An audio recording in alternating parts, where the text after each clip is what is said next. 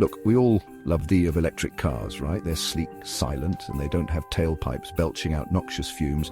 But what if I told you those seemingly green machines come with their own dirty little secret, a hidden environmental cost that no one's really talking about? Today we're diving deep into the often ignored environmental impact of electric vehicles. Buckle up because things are about to get complicated. Let's start with the obvious batteries. Manufacturing them is incredibly energy intensive, spewing out a surprising amount of CO2, even more than producing a conventional gas guzzler. Shocking, isn't it? Imagine a world where everyone's rocking an electric car. Sounds great, right? Except our current power grids would crumble faster than a stale croissant. Not exactly the electric utopia we were promised. Here's a fun fact. If your electricity comes from coal, your electric car might as well be powered by tiny chunks of soot. In regions heavily reliant on coal, those zero-emission vehicles are actually contributing to the problem. Chapter 4. The battery graveyard.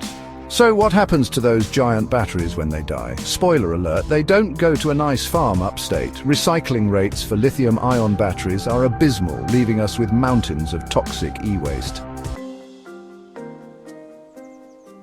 Chapter 5. Lithium, the new oil? Extracting lithium for those batteries is a thirsty business. We're talking draining entire lakes dry, particularly in places like the Atacama Desert.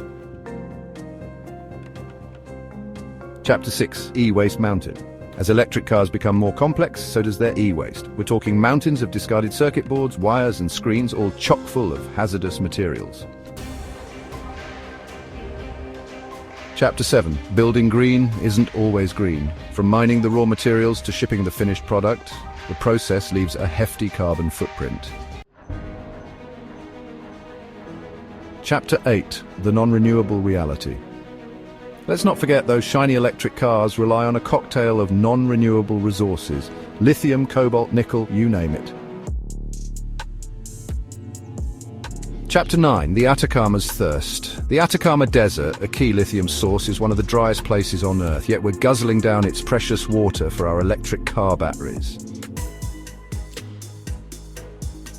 Chapter 10. Cobalt, the dark side of green energy. Cobalt, a key component in many electric car batteries, is often mined under horrific conditions, particularly in the Democratic Republic of Congo. We're talking child labor, environmental devastation, the whole shebang. Chapter 11. From desert to dust bowl. Mining for electric car materials devours vast tracts of land, leaving scars on the Earth's surface and disrupting delicate ecosystems. Take the Atacama Desert, for example. It's already struggling, and now we're adding lithium rush to its list of problems. Chapter 12. Aluminum, the energy hog. Aluminum, often used in electric car frames, is an energy-intensive beast to produce. We're talking huge amounts of electricity, often generated by, you guessed it, fossil fuels. Chapter 13. The lithium crunch. Are we headed for a shortage?